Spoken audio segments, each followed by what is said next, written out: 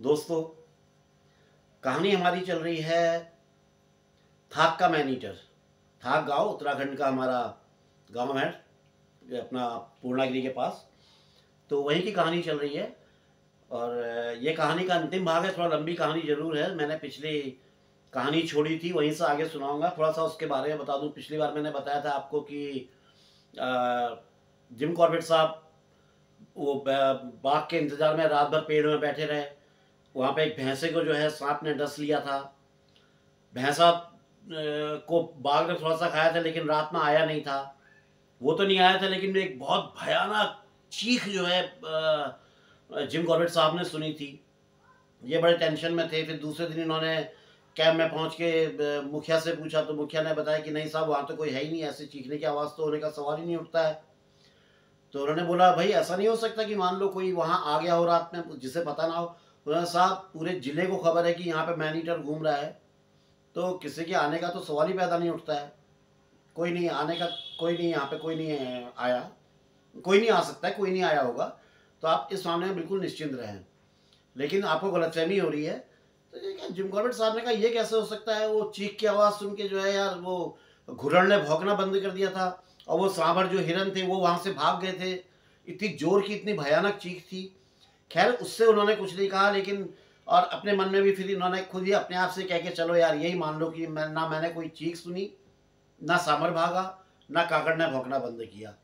बस ये मान लो और ख़त्म करो। अब इसके आगे चलते हैं दोस्तों। तो उसके सबसे पहले तो दोस्तों आप सबका स्वागत करता हूँ उत्तरांचल डायरीज में। दोस्तों कैसे हैं आप सब लोग? उम्मीद करता हूँ मज़े में होंगे, खुश होंगे, लाइफ को एंजॉय कर रहे होंगे। हाँ दीदी, बहनियों, नानतीनो, भूला, दाजू, सब कुशल मंगल, सब आनंद है ना? बस मस्त रहना चाहिए, खुश रहना चाहिए।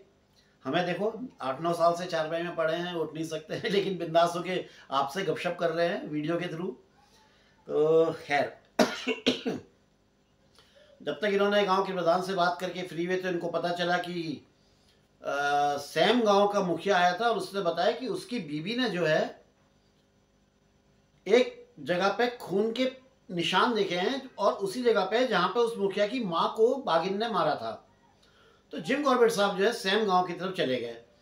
सैम गांव जाकर के इन्होंने ये मुखिया से मिले और उसकी बीवी से मिले। तो इनकी बीवी जो है लेके गई उनको, जिम कॉर्बेट साहब को उसी तरफ जहाँ जिस तरफ उससे खून के निशान देखे थे।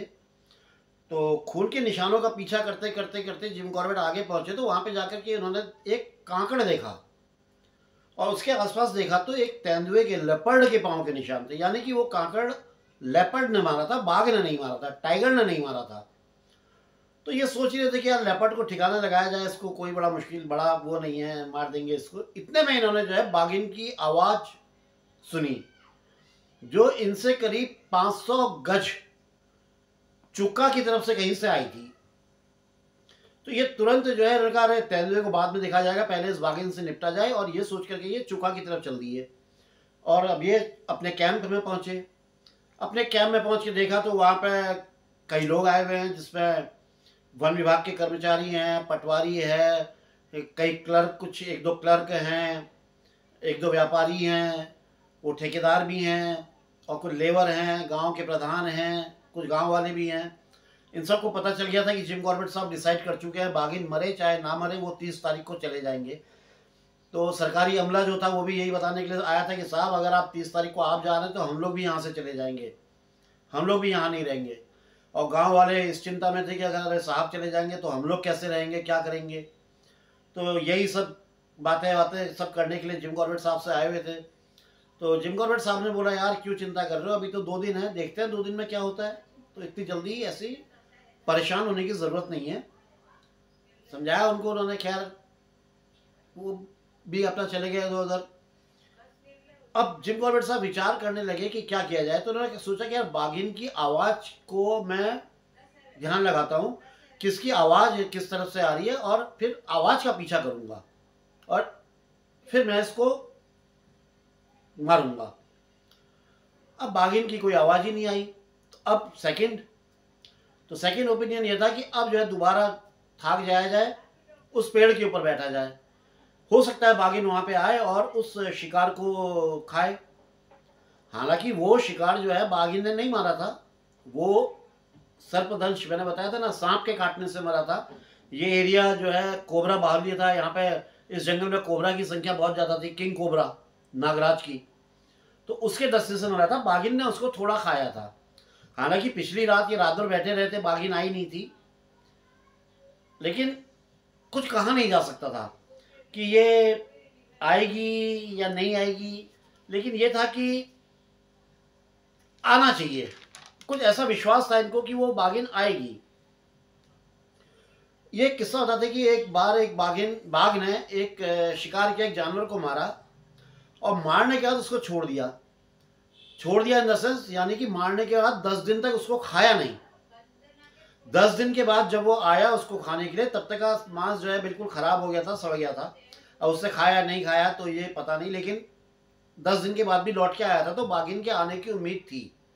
और इनका कहना यह है कि ये एक सामान्य बाघ होता है, नॉर्मल, तो मैं इतना कष्ट नहीं लेता कि ऐसे रस्सी में अटकूँ, ऐसे ये करूँ वो करूँ, मैं ये सब कुछ नहीं करता।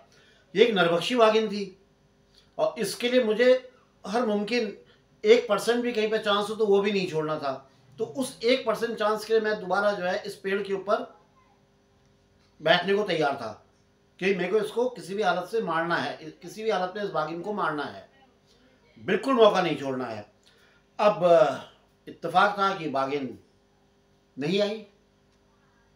अच्छा, ये रात भर वो रस्सी वाले मचान में बैठे हुए थे, बड़ा कष्टकारी मचान था वो इनके लिए।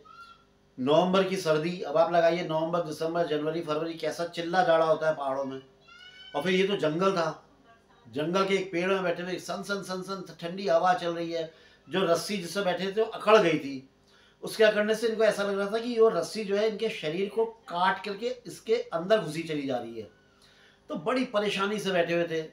रात के पहर बीत रहे थे, सवेरा होने में देर था, सो ये सकते नहीं थे, क्योंकि आज तो कोई वहाँ पे वो खालिस फिजेंट वगैरह भी नहीं थे कि जो आवाज़ करते या शोर शराबा करते, मैकपाई वगैरह वो भी नहीं थे।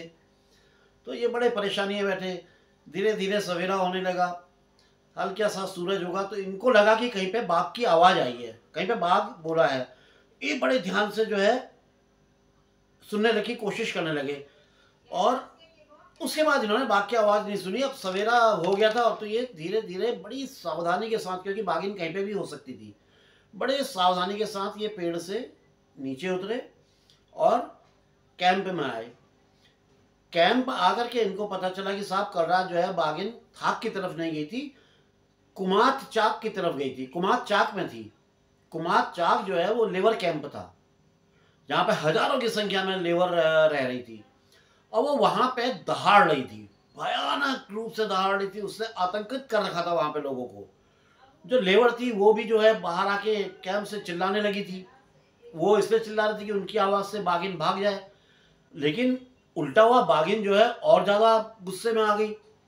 अब वो गुस्से में आकर के एकदम कैंप के बिल्कुल सामने आके दहाड़ने लगी। जब वो एकदम सामने आके दहाड़ने लगी तो ये बेचारे जितनी लेबर थी सब अपने कैंप के अंदर दौड़े, और दौड़ के दुपक के कोने में बैठ गए एकदम शांति के साथ। जब ये बिल्कुल चुप शांति के साथ बैठ गए तो बाघिन भी थोड़ी देर वहाँ पे दहाड़ती रही, और उसके बाद फिर वो अपना थाक की तरफ निकल गई। एक चीज़ होती है कि आप नरभक्षी के इलाके में कभी गुजर रहे हो, आप किसी जंगल में जा रहे हो और आपको पता चल जाए कि यहाँ पे जो है मैन ईटर है, तो उसमें आप जितना ज़्यादा शांति से क्रॉस कर सके उतना आपके लिए सेफ्टी है। अगर आप ज़्यादा लोग हैं सोचेंगे कि आप शोर करते हुए चलेंगे और हल्ला करते हुए चले, बाघिन नहीं आएगी, तो ये गलत विचार है। वो अट्रैक्ट होगी और एकदम आपके ऊपर अटैक करेगी, क्योंकि मैन ईटर मैन से या मतलब इंसान से डरता नहीं है। उसे पता है कि यार ये मेरे से डरते हैं, ये चाहे कितना ही बड़ा झुंड आ जाए। जैसे हिरणों के झुंड में भगदड़ मच जाती है, वैसे इनके झुंड में भी भगदड़ मच जाती है। तो बाघ को ये बात पता है, बाघ नहीं डरता है इंसान से। आदमखोर होने के बाद तो बिल्कुल नहीं डरता है। जब तक आदमखोर नहीं रहता है, मैंने बताया शाय होता है, थोड़ा सा शर्मीला होता है, छिप के रहता है, नहीं आता है सामने, वो एक अलग बात है। अच्छा, बाघिन जो है थाक गांव की तरफ चलेगी, तो अब इन लोगों ने सोचा ये तो बड़ा सही हो गया, ये थाक गांव की तरफ गई है, और थाक गांव में जो है कॉर्बेट साहब तो बैठे हुए हैं, वो आज इसको मार ही देंगे।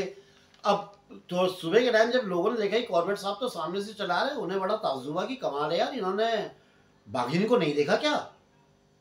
अब हुआ क्या, मैं तो ये कहता हूँ या तो बाघिन का भाग्य बहुत अच्छा रहा, या उसकी छठी इंद्री काम कर गई, सिक्स सेंस उसका वो हो गया, या उसको कुछ खतरे का कुछ ऐसा वो महसूस हो गया, खतरा है, उस रास्ते पे नहीं आई जिस रास्ते पे वो रोज आना जाना करती थी, उससे वहीं थोड़ा दाएं बाएं से कहीं से अगल बगल से अपना छिपते हुए वो थाक गांव चली गई थी। अब जिम कॉर्बेट साहब के पास में तो अब एक ही दिन बचा हुआ था, क्या करें। अब ये बहुत बुरी तरह से थके हुए थे, इतनी रातों के जगे हुए, खाने का कोई ठिकाना नहीं, मतलब शरीर थक के पूरी तरह से चूर हो गया था बिल्कुल। अब हालत इनकी पस्त थी, बॉडी को इनके आराम की ज़रूरत थी। तो मैंने सोचा यार मैं अगर आराम करूंगा तो मेरे इतने घंटे और बर्बाद हो जाएंगे। अब मेरे पास एक ही दिन का टाइम है, तो मैं ये समय इस बागिन को खोजने में ही लगाता हूँ। मैं सिर्फ बाग को ही खोजा जाए, अगर मिल जाए तो शूट कर दिया जाए, क्यों अपना आराम करके टाइम वेस्ट करना है। अच्छा इतना है, ये सब सोच ही रहे थे, इतने में जो है आसपास के गांव से ये अपना चुका से और अपना ये कोट किंदरी हो गया, और भी जो आसपास के जो गांव थे वहाँ से कई लोग आ गए थे। उन्होंने कहा जिम कॉर्बेट साहब को, बोला साहब हम आपको एक सलाह देना चाहते हैं। तो कॉर्बेट साहब ने बोला कि हाँ बताइए आप क्या कहना चाहते हैं। क्या साहब आप इतने दिनों से जो है बैठ रहे हैं भैंसे के ऊपर, और बागिन आप देख रहे हैं भैंसे को नहीं खा रही है, तो आप ऐसा कीजिए कि बकरियां ले जाइए। आज आप बकरियां ले जाइए, बकरियां बांधिए, हो सकता है बागिन बकरियों पर अट्रैक्ट हो जाए। और बाघ की को जो है बकरी खाना बहुत पसंद है, और बाघ जो है बकरियों को बड़े चाव से खाता है। हालांकि जिम कॉर्बेट साहब को ये विचार कोई बहुत हाई फाई, कोई बहुत क्लास तो नहीं लगा, लेकिन फिर भी उन्होंने कहा चलो यार लेट्स ट्राई, इसको भी ट्राई करके देख लेते हैं। और अपने 4 आदमियों को बोला कि भैया 2 अच्छी सी बकरियां जो हैं, जो हट्टी कट्टी मजबूत बकरियां हैं, इनको ले लो साथ में और चलो। तो इनके आदमियों ने 2 बकरियां ले ली और अब ये जो है थाक गांव की तरफ चल पड़े। इन्हें तो पता ही था कि भैया वो नरबख्शी ने जो है थाक गांव में पूरा कब्जा कर रखा है, पूरा थाक गांव जो है खाली हो चुका है, पूरा बागिन के कब्जे में है। और वहाँ पे तो वो जो है वहीं आना उसने वही है। और मैंने आपको बताया था 7 किलोमीटर की खड़ी चढ़ाई थी, जो करीब 2-2.5 मील थी जो रास्ता, ये उसको चढ़ के ऊपर पहुंचे। फिर मैंने आपको ये भी बताया था कि वहीं से जो एक समतल मैदान सा शुरू हो जाता था, जो एक सीधा थाक गांव के लिए जाता था, जिसके दोनों तरफ झाड़ झंकर चट्टाने और बड़े बड़े पेड़ थे जो लताओं से ढके हुए थे। तो उसके बाद जाकर के अंदर थाक गांव पड़ता था। और तो ये मैंने आपको पिछले दोस्तों 1 मिनट जरा, ये एसी प्रॉब्लम कर रहा है, 1 मिनट प्लीज। तो दोस्तों इन्होंने अब बकरियों को बांधने का कार्यक्रम शुरू करवाया। इन्होंने क्या किया, वो जो मैदान सा था उसके एक सिरे में एक बकरी को और दूसरे सिरे में दूसरी बकरी, मतलब ये समझे कि इस रास्ते के एक सिरे में एक बकरी बांध दी, और बाईं तरफ जो है दूसरी तरफ दूसरे सिरे में दूसरी बकरी डाल दी। और एक पेड़ इन्होंने चुन लिया था जिसके ऊपर ये बैठेंगे। ये एक बादाम का पेड़ था, और उस बादाम के पेड़ से बैठ के इनको तीनों चीजें दिखाई पड़ती, यानी कि दोनों बकरियां और वो भैंसा। एक बकरी इनसे 60 गज की दूरी में थी, दूसरी बकरी इनसे जो है करीब 70 गज की दूरी में थी, और सामने इनके भैंसा था मरा हुआ, जिसको सांप ने काटा था। आज ये अपने साथ जो है अपनी दोनों राइफलें साथ लेके आए हुए थे, एक 275 बोर की और एक 450 बोर की, 400-450 बोर जो होती है उसको लेकर के ये साथ में आए हुए थे। और इतने में क्या हुआ कि जब ये बकरी को बांध रहे थे इनके आदमी, तो इन्होंने बाघिन की दहाड़ सुनी। ये एकदम अलर्ट हुए, इन्होंने अपने आदमी को बोला शांत हो जाओ और मेरे पीछे आओ। अब ये चले, ये जो दहाड़ आई थी, ये जो आवाज आई थी, ये करीब 150 गज दूर से ये आवाज इन्होंने सुनी थी। अब ये बड़ी तेजी से झाड़ियों के अंदर की तरफ घुसने लगे, उस तरफ को जहां पे इनको बैठना था, उस पेड़ की तरफ को। अब ये थोड़ा सा अंदर गए थे झाड़ियों के अंदर, हालांकि झाड़ियों के अंदर जाना बड़ा रिस्की था, क्योंकि उस झाड़ में कहीं पे भी बाघिन हो सकती थी, चट्टानों के पीछे हो सकती थी, कहीं पे लेटी हो सकती थी, कहीं पे बैठी भी हो सकती थी, या हो सकता है चहल करती हुई इन्हीं की तरफ आ रही हो, कोई भी चांसेस थे। अचानक से जो है कालिस फिजेंट बहुत तेजी से उड़े और इनके सर के ऊपर से निकले। ये झुके तो इनके आदमी भी सब नीचे झुक गए। कुछ देर तक ये वैसे ही बैठे रहे, फिर ये अपने आदमी को लेकर के वो आम के पेड़ के पास पहुंचे, जहां पे मैंने आपको बताया था ना कि पानी का एक नौला हुआ करता था, आम के पेड़ के जड़ के नीचे से एक पानी का नौला था, जहाँ पे इन्होंने पानी भी पिया था पहले और भैंसों को भी पानी पिलाया था। और वहीं पे बाघिन के पाँव के निशान भी इनको दिखे थे, पहले वीडियो में बताया था आपको। वहीं से इन्होंने रास्ता दिखा दिया मुखिया के घर का और बोला अपने आदमियों को कि तुम मुखिया के घर चले जाओ और उसके 2 मंजिले में चुपचाप होकर बैठे रहना और तब तक मत आना जब तक मैं तुम्हें लेने ना आऊं या जब तक मैं तुम्हें आवाज ना दूं।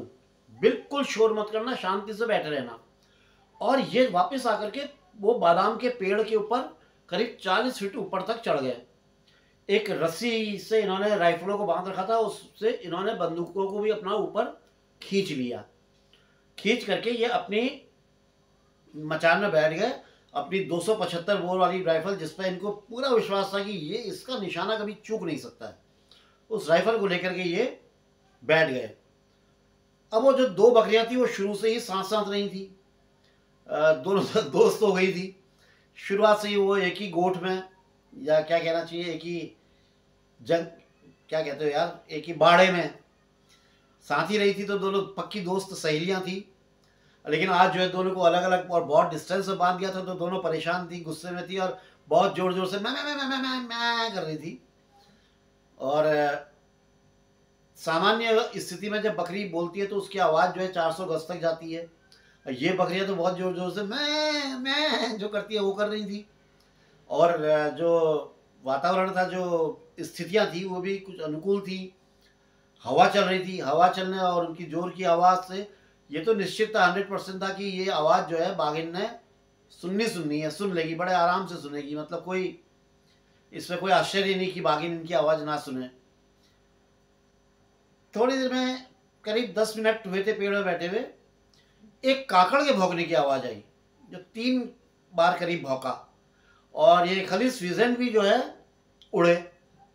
तो ये तैयार हो गए, इनके दिमाग में आ गया कि बस आ गई बाघिन, अब जो है तैयार हूँ, गन पकड़ ली, ले ली और बिल्कुल अलर्ट होकर के बैठ गए। बाघिन जैसी दिखेगी मार दूंगा। बाघिन नहीं आई तो इन्होंने ध्यान दिया कि अरे वो जो है वो एक सांप वहाँ से गुजरा था, जिसकी वजह से ये दोनों परेशान हुए थे, फिजन भी और कांकड़ भी। उसकी वजह से ही उससे अलार्म कॉल दी थी, क्योंकि अलार्म कॉल दी वो तो सांप के लिए भी देगा ही, अपने लोग अपने बाकी जंगल को वो सावधान करता ही है। तो एक नॉर्मल जो अलार्म कॉल जो थी वो उससे दी थी और उसी की वजह से फिजन भी उड़े थे। तो ये कोई ऐसा वो नहीं था। दिन का करीब 1 बजा हुआ था। हालांकि जिस मचान में ये रस्सियों का जो ये बांध के बैठे हुए थे, बड़ा कष्ट वाला था, बहुत परेशान इनको करने वाला था। लेकिन धूप अच्छी आई हुई थी। धूप, इनको जाड़ों की धूप वैसे ही बहुत बढ़िया होती है, इनके शरीर को बड़ा अच्छी तरह से गर्मी दे रही थी, इनको तपा रही थी। तो वो भी इनको जो है वो रस्सियों की चुभन ऐसी महसूस नहीं हो रही थी और ये बड़े कंफर्टेबल थे मचान के ऊपर। 3 घंटे तक करीब ये मचान में बैठे रहे। अब क्या हुआ कि जो सूरज जो है, मैंने आपको बताया था ना, थाक के पीछे चला जाता था तो थाक में अंधेरा होने लगता था। तो सूरज जो है थाक के पीछे जाने लगा था और थाक गांव भी अंधेरा होना की तरफ था। और अंधेरे में इनके पास कोई साधन होता नहीं था मारने का। तो फिर भी ये, और हवा भी थोड़ी ठंडी चलने लगी थी, यानी कि ठंड बढ़ने लगी थी। एक पिछली रात ये झेल चुके थे ठंड में और आज हवा तेज थी तो ठंड कुछ ज़्यादा ही लग रही थी। फिर भी ये 1 घंटा बैठे रहे। अब ये बता दें कि इनकी हालत ऐसी हो गई थी कि जैसे बुखार आया में आदमी कांपता है, ठंड से ऐसे कांप रहे थे। अगर बाघिन सामने आ भी जाती तो ये उससे गोली नहीं मार पाते, क्योंकि शरीर इतना कांप रहा था। खैर ये बड़ी सावधानी से पेड़ से नीचे उतर के अपने आदमियों के पास गए और अपने आदमियों को इन्होंने बुलाया, बोला भाई चलो। और अब ये बड़े डिप्रेशन में भी आ गए थे, बहुत अवसाद की स्थिति में थे, क्योंकि जिस टारगेट को फिक्स करके ये आए थे वो पूरा नहीं हुआ था। बाघ को मारने के लिए 2 बार आ चुके थे, लेकिन नहीं कुछ कर पा रहे थे। बड़े परेशान, बहुत अपसेट थे कि इनके भरोसे में इतने हजारों लेबर वहाँ पे काम कर रही है, इतना बड़ा सरकारी ठेका वहाँ पे चल रहा है, इतने गांव इस क्षेत्र से प्रभावित है, मेरे आने से जो है ये इतने मतलब उत्साहित हैं, इतने वो हैं, इन सब पे क्या बीतेगी, मुझे तो जाना है, मैं तो चला जाऊँगा। अरे बड़ा मतलब ये डिप्रेशन में थे, बहुत दुखी थे अंदर से कि यार मैं हेल्पलेस हो गया हूँ, मैं कुछ नहीं कर पाया। तो बहुत भयंकर डिप्रेशन इनके अंदर आने लगा था। और इनके आदमी बकरी बकरी खोल के आ गए थे। उन्होंने बताया कि साहब जब वो की जब काकड़ की आवाज़ आई थी तो उसके आवाज़ के बाद में बाघिन की आवाज़ भी आई थी, लेकिन हम ये समझ नहीं पाए कि वो कौन से डायरेक्शन से आई है और किस डायरेक्शन की तरफ वो गई है। तो अब ये भारी मन से अपना थोड़ा अपसेट होकर के चूका की ढलान उतरने लगे। थाक गांव से जो ढलान जो नीचे चूका के लिए जाती थी उस पर उतर रहे थे। अचानक बाघिन की गर्जना सुनाई पड़ी। बाघिन जोर से गरजी। वो बाघिन की जो दहाड़ थी वो कोट किंदरी का जो पहाड़ था उसके नीचे से कहीं से आई थी और वो कुमात शाख की तरफ जा रही थी। इनके ये वहां पर रुक गए तो इतने में इनको दोबारा से वो दहाड़ सुनाई पड़ी। अब इनके दिमाग में एक चीज स्ट्राइक करी। इन्होंने बोला अरे यार ये तो मीटिंग पीरियड है बाघों का, ये नवंबर दिसंबर जनवरी फरवरी ये तो मीटिंग पीरियड है। तो बाघिन इसलिए इतनी वो आक्रामक हो रही है क्योंकि ये अपने पार्टनर को ढूंढ रही है और इसीलिए इतनी जो है ये दहाड़ रही है, जंगलों में भटक रही है, कभी कहीं कभी कहीं कभी कहीं ये अपने पार्टनर को सर्च कर रही है। ये चीज इनके दिमाग में आ गई और अब बस एक लास्ट मौका यही है और ये थोड़ी देर का उजाला है। अगर आज बाघिन को मार दिया तो ठीक है, नहीं तो फिर जिंदगी भर के लिए एक दिल में इनके कसक रह जाएगी और एक असफलता इनके साथ जुड़ जाएगी। का यही मौका है कि मैं बाघिन को बुलाऊं। और इन्होंने अपने आदमियों की तरफ देखा, फिर सोचा कि यार इनसे तो बात करना बेकार है क्योंकि ये तो नए नए लोग हैं, इनको तो इतनी नॉलेज है नहीं। तो इन्होंने उनसे कोई डिस्कशन नहीं किया और अपने सीने में अपनी छाती के अंदर मतलब हवा भरी और बड़ी जोर से बाघ की आवाज निकाली। जो भी बाघ करता है करके आवाज निकाली। बाघिन ने जैसी आवाज सुनी उससे पलट के वहां से जो है जवाब दिया। उसका जवाब आया तो इन्होंने फिर आवाज निकाली। बाघिन ने फिर जवाब दिया। ये करीब 1 मील से बाघिन और इनकी आवाजों का वो चल रहा था। बाघिन धीरे धीरे इनकी तरफ आने लगी थी। अब ये क्या कर रहे थे, बाघिन को का और इनके बीच आवाज का जो है आदान प्रदान होना चालू हो गया था, एक कांटेक्ट बन गया था। अब ये साथ साथ जो है चलते भी जा रहे थे और अपने लिए जगह भी ढूंढते जा रहे थे। तो बाघिन भी कंफ्यूज हो रही थी कि जो भी ये बाघ है उसका जो पार्टनर है वो कहीं मूवमेंट में है, तो वो भी ढूंढते हुए और आवाज का पीछा करते हुए आ रही थी और ये भी इनको भी मौका मिल रहा था अपने लिए जगह ढूंढ सके। तो इन्होंने सोचा यार कि अब समय बहुत कम है, किसी टाइम भी सूरज ना डूब जाए, इससे पहले मुझे कुछ जगह ढूंढनी चाहिए। और फिर एक विचार इनके आया कि यार क्यों ना मैं जमीन में लेट जाऊं, जमीन में लेट करके शिकार कर लूं। लेकिन ये बड़ा रिस्की था। उधर नेपाल की तरफ अगर सूर्य डूब जाता तो ये एरिया बिल्कुल अंधेरे में हो जाता, फिर तो इनकी लिए एक सुसाइडल प्रयास होता है, क्योंकि ये जमीन में लेटे होते, ये बाघिन को देख नहीं पाते, बाघिन इनको देख लेती। बाघिन के अंदर, जानवरों के अंदर रात में देखने की शक्ति है, वो हम लोगों के अंदर नहीं है। इंसान रात में नहीं देख सकता है लेकिन जानवर को रात में दिखाई पड़ता है, तो वो इनके लिए एक सुसाइडल होता है। उनको ये फिर प्रोग्राम इन्होंने कैंसिल किया, नहीं यहाँ नहीं लेटना है। इधर उधर नजर दौड़ाई और अचानक इनको एक चट्टान दिखाई पड़ी। ये दौड़ते हुए अपने आदमियों को लेकर के और बकरियों को लेकर वो चट्टान के पीछे गए। चट्टान के जो पीछे बहुत छोटी सी जगह थी और नीचे करीब 12 फीट की एक खाई जैसी थी, एक खड्डे जैसा था। इन्होंने अपने आदमियों को बोला जाओ बकरी को लेके इस पे चले जाओ, बाघिन इधर ही आ रही है। और ये जो है उस चट्टान में इन्होंने अपने आप को अटकाया। दोस्तों मैं अटकाया शब्द बोल रहा हूं, जानते हो क्यों? क्योंकि इन्होंने देखिए किस तरह से वो चट्टान थी, ये चट्टान है, चट्टान के पीछे है, पीछे इनके कहीं खड़े होने के लिए कोई बहुत बड़ा और या उनके उसके लिए कोई बहुत बड़ा प्लेटफॉर्म नहीं था जिसमें खड़े होकर आराम से निशाना लेके मार सकते थे, ऐसा नहीं था। इन्होंने क्या किया था, अपने एक पांव के टो पे ऐसे करके उठे, मतलब अपने आप को चट्टान के पीछे से इतना हिस्सा अपना बाहर निकाला, पंजे को, एक पंजे को उठा के, और एक हाथ से चट्टान को ऐसे पकड़ा, जैसे चट्टान है, चट्टान को 3 उंगलियों से ऐसे फंसा करके, ये 4 उंगलियों से ऐसे फंसा लिया, इस तरह से फंसा लिया चट्टान को। दूसरा पांव भी चट्टान पे लगा लिया, कुछ इस तरह से अटका लिया, और उसके बाद एक गन यहाँ पे लगा करके, नाल जो है चट्टान पे, ये चट्टान के ऊपर नाल, ये चट्टान के ऊपर नाल रखी हुई है, यहाँ पे गन रखी है, और एक ही हाथ से गन को पकड़ के इस तरह से निशाना ले रखा है। अब वो गन क्या हो रही थी, वो चट्टान पे जो है नाल जो है फिसल रही थी। इन्होंने अपना रुमाल निकाला और रुमाल चट्टान के ऊपर रख दिया, उसके ऊपर नाल रख दी, तो नाल अटक गई एक जगह पे। अब पोजीशन क्या थी, ये एक ही जगह टारगेट कर सकते थे, ये ऐसे ऐसे कहीं घूम नहीं सकते थे, क्योंकि बस जहां पे पिन पॉइंट जो है वहीं पे जो है टारगेट अगर आएगा तो ये फायर कर सकते हैं। और पोजीशन बड़ी खराब, बाघिन के साथ कॉल का इनका चल ही रहा था। अब इन्होंने अंतिम बार अपने आदमी को देखा, बोला कि भाई बिल्कुल बाघिन आने वाली है, तुम लोग शांत रहना। तो वो लोग भी जो है सब एक गोला बना के जमीन में ऐसे उकड़ू बन के बैठ गए थे, एक दूसरे से सर लगा करके। वैसे तो कॉर्बेट साहब लिखते बड़ी हास्यास्पद स्थिति में बैठे थे सामान्य रूप में अगर देखा जाए, लेकिन ऐसे में इनकी हिम्मत को तो मानना पड़ेगा, भाई बैठे हुए हैं। तो इन्होंने फिर एक बार जो है आवाज़ निकाली, जैसे ही इन्होंने आवाज़ निकाली तो इन्होंने देखा इनसे करीब 12-14 फीट की दूरी में झाड़ी के अंदर से वो बाघ, नरभक्षी बाघिन निकल के आ गई और निकल के आकर के वो इधर-उधर ढूंढ रही है।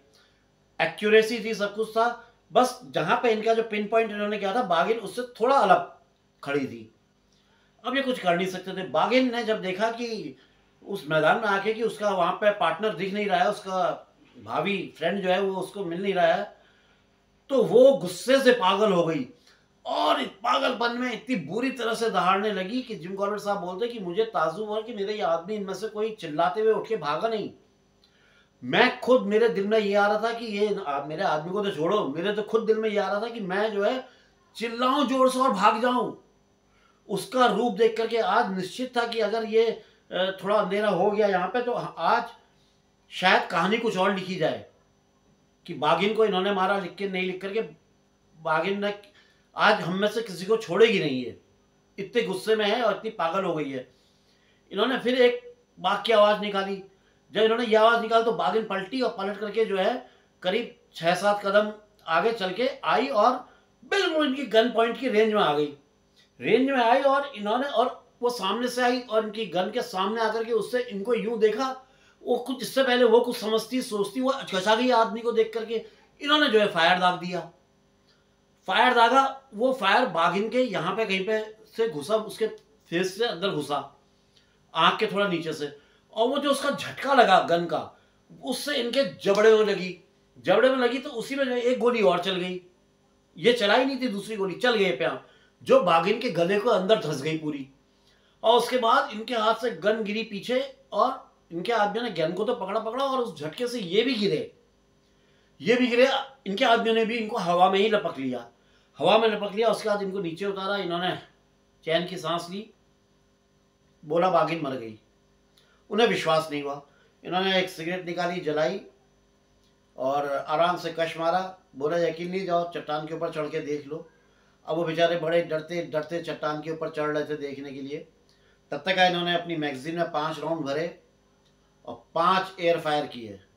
5 एयर फायर किए तो चुका के गांव के लोग समझ गए कि कुछ हो गया है। वो अपने घरों से लेकर के वो छिलके जो होते हैं, मशाल जिसको हम बोलते हैं, पाइन टॉर्च, पाइन की जो ट्री होते हैं उसकी जो शाखाएं होती हैं उनको काट के छिलके बनाए जाते हैं, उनको जलाओ तो बड़ी अच्छी रोशनी करते हैं। उनको लेकर के सब लोग अपने घरों के दरवाजे से बाहर निकलने लगे।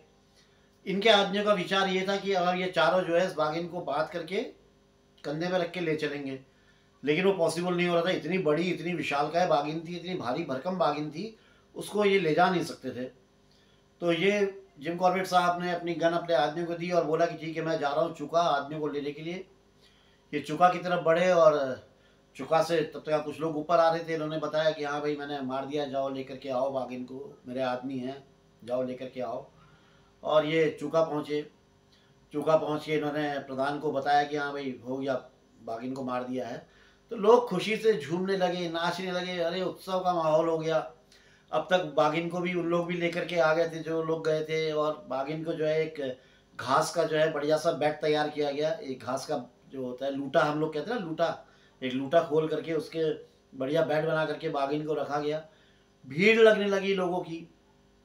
कॉर्बेट साहब भी आराम से जो है अंदर गए। इन्होंने डिनर किया बढ़िया तरीके से। इतने दिनों के बाद खाना खाया, हालांकि खाया नहीं जा रहा था उस टाइम। इनके स्वेलिंग आनी शुरू हो गई थी चेहरे में, क्योंकि बट का तो बड़ा भयंकर लगता है। कंधे में अगर ढीला बट लगे तो हड्डी तोड़ देता है। बहुत बहुत भयंकर झटका होता है। मैंने तो बहुत चलाई है गन, मुझे पता है, एनसीसी में रहा हूँ ना, तो बहुत बहुत फायरिंग करी है। तो धीरे धीरे स्वेलिंग इनकी बढ़ने लगी थी और बाघिन को तो ठंडा कर ही दिया था इन्होंने। थोड़ी देर में ये अपना नाइफ वाइफ लेकर के निकले और बाघिन का जो है खाल उसकी अलग करनी थी। और इनके साथ जो इनके 4 आदमी थे, इनके बहादुरी के किस्से जो है गांव वालों को सुना रहे थे कि अरे वो बाघिन ने तो एक झपाका मारा हमारे साहब के, लेकिन साहब भी कम नहीं थे, इन्होंने भी लिया और राइफल से 2 गोली उसको मारी। अरे मेरी बात का यकीन नहीं कर रहे हो, हमारी बात का यकीन नहीं कर रहे हो, देखो साहब का गाल कैसा हो गया। ये वही बाघिन का छपाका है। ये थोड़ा लोकल लैंग्वेज में इस तरह से छपाका बोलते हैं ना। अब बाघिन ने छपाका मारा एक। तो खैर इन्होंने जब खाल उतारी तो इनको पता चला कि बाघिन मैनीटर क्यों बनी थी। उसका कारण ये था कि किसी शिकारी ने, जो लोकल शिकारी होते हैं भरवा बंदूक रखते हैं, जो छर्रे चलाते हैं, उससे इस पे निशाना साधा था। तो उससे कुछ छर्रे इसके कंधे पे लगे थे, दाहिने कंधे पे। तो 2 जगह पे वो छर्रे लगे थे, एक नीचे और एक कंधे पे मेन। तो जो मेन कंधे में जो लगा था उस जगह पे घाव खराब हो गया था और सेप्टिक हो गया था, और जो नीचे वाला जो कंधा था वो कम गहरा था, कम घाव था, तो उसमें सेप्टिक नहीं हुआ, वो घाव धीरे धीरे भर गया था। तो उस घाव के कारण जो है ये मैनीटर हो गई थी। और फिर इतनी लंबी ये स्टोरी चली इस मैनीटर की, शुरू से लेके अंत तक की। एक सुखद अंत थाक चुका कुमार, ये फॉरेस्ट डिपार्टमेंट, पटवारी, इन सब के लिए एक सुखद वातावरण था, खुशी के पल थे। जिम कॉर्बेट साहब की इज्जत बच गई थी। और ये जो थाक का मैन ईटर था, ये जिम कॉर्बेट साहब का अंतिम मैन ईटर था। इसके बाद इन्होंने मैन ईटर नहीं मारा, लेकिन मैन ईटर की इनके कुमाऊं में इन्होंने और इससे पहले मारे हुए हैं, जैसे रुद्रप्रयाग है और चंपावत का। अब आएंगी धीरे धीरे कहानियाँ, उनको भी मैं लाऊंगा। बहरहाल थाक का मैन ईटर हमारी यहाँ पे समाप्त होती है। तो दोस्तों परमिशन दीजिए अपने दोस्त को, अब अगली कहानी का वेट कीजिए, जल्दी लेकर के आता हूँ 2-3 दिन के अंदर। और 2-3 दिन इस कहानी को एक बार शुरू से लास्ट तक लगातार सुन लीजिए, पहले एपिसोड से लेकर लास्ट तक, तो आपको बहुत मज़ा आएगा। बड़ी इंटरेस्टिंग स्टोरी है। तो परमिशन दीजिए दोस्तों, इस टाइम चलता हूँ। और जो पहली बार आए हुए हैं, आप सबसे रिक्वेस्ट करूँगा कि प्लीज़ सब्सक्राइब कर दें चैनल को, लाइक कर दें, कमेंट कर दें। लाइक कमेंट तो अपने पुराने मित्रों से सभी से कहूँगा कि यार दोस्तों बड़ी मेहनत करता हूँ यार, ये देखो मेरे पाँव में दर्द हो रहा है यार, लेकिन कहानी पूरी करनी थी। तो अलाउ लाइक कमेंट ज़रूर कर दें, और मित्र जो नए आए हुए हैं सब्सक्राइब कर दें, और साथ ही मुझे परमिशन दें दोस्तों। जय बद्री विशाल, जय उत्तराखंड, जय माँ भारती, जय भारत।